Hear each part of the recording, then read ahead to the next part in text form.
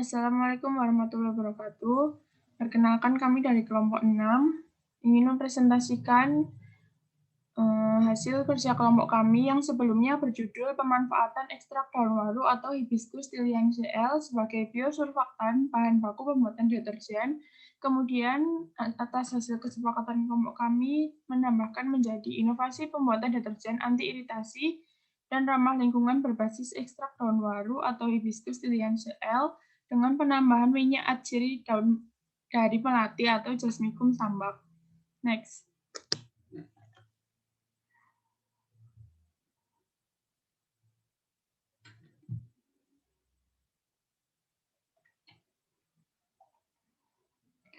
Anggota dari kelompok kami yaitu yang pertama Amalia Almarmatasari NIM K45200003, yang kedua ada Asmi Nurani Aslamawati NIM K45200011, kemudian ada Salsabila Atikasari NIM K45200061, selanjutnya ada Teddy Setia Pamungkas NIM K450073, dan yang terakhir ada Widya Rizky Kurnia Marantina NIM K45200077.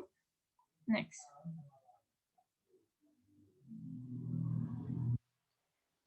Selanjutnya ada bab pendahuluan. Next. Latar belakang dari permasalahan yang kami angkat yaitu limbah cair merupakan permasalahan yang sampai saat ini masih sulit diatasi oleh masyarakat. Salah satu kegiatan yang dapat menimbulkan limbah cair ini adalah kegiatan mencuci dengan menggunakan deterjen. Limbah deterjen merupakan salah satu limbah yang dapat membahayakan kehidupan organisme karena mengandung kandungan kimia yang berbahaya. Selain itu, sebagian masyarakat mengeluhkan penggunaan deterjen yang mengandung zat kimia menyebabkan rasa panas dan gatal pada telapak tangan.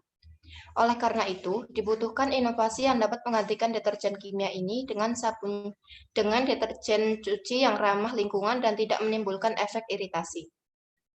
Next. Pohon waru atau Hibiscus tiliaceae adalah salah satu tumbuhan yang banyak dijumpai di Indonesia. Menurut beberapa penelitian, pohon waru ini memiliki kandungan saponin yang tinggi, di mana kandungan saponin ini dapat bermanfaat sebagai antibakteri dan bahan aktif atau surfaktan penghasil busa bahan baku pembuatan deterjen. Sehingga dalam pembuatan deterjen ini menggunakan bahan pendukung yaitu aqueous, etanol, MES, metil ether sulfonat, dan dextrin. Selanjutnya akan dilanjutkan oleh Atika.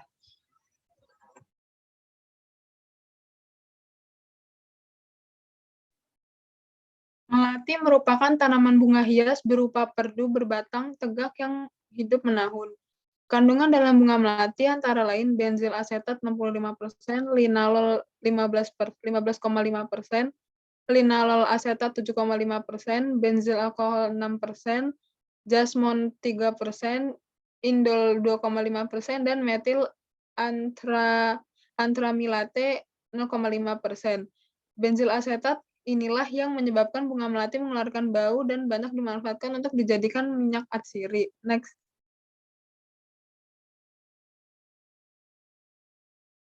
Minyak atsiri adalah minyak yang mudah menguap dan terkandung dalam tanaman, salah satunya bunga melati.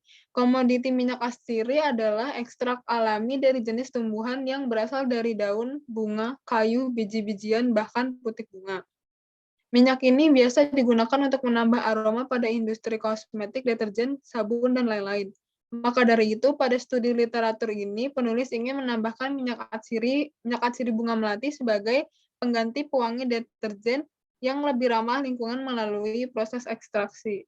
Yang selanjutnya akan dijelaskan oleh Teddy.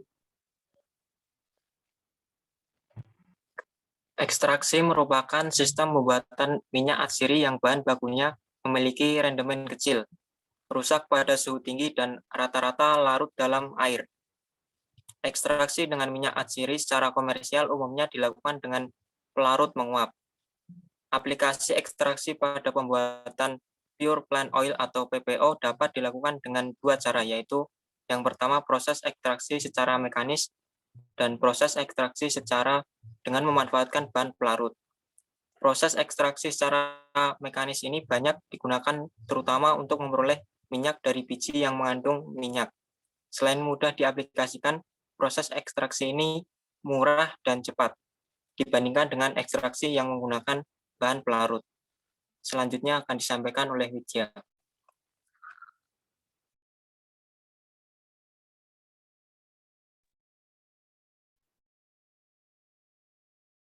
Yang selanjutnya yaitu ada tujuan. Yang pertama yaitu untuk meminimalisir biaya produksi deterjen. Yang kedua yaitu untuk meminimalisir penggunaan bahan aktif yang berbahaya bagi lingkungan. Dan yang ketiga yaitu dapat memanfaatkan tumbuhan yang kaya manfaat untuk kepentingan bersama. Adapun manfaat dari kerja kelompok kami yaitu yang pertama, tidak menimbulkan iritasi yang berlebihan, karena pada dasarnya deterjen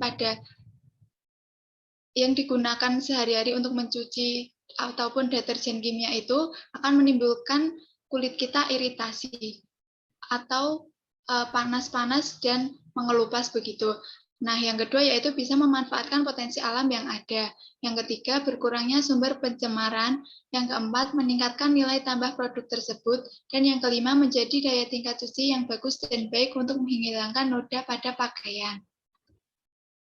Nah, berikut ini adalah daftar pustaka yang kami pakai. Sekian presentasi dari kelompok kami. Apabila ada salah kata, kami mohon maaf. Wassalamualaikum warahmatullahi wabarakatuh.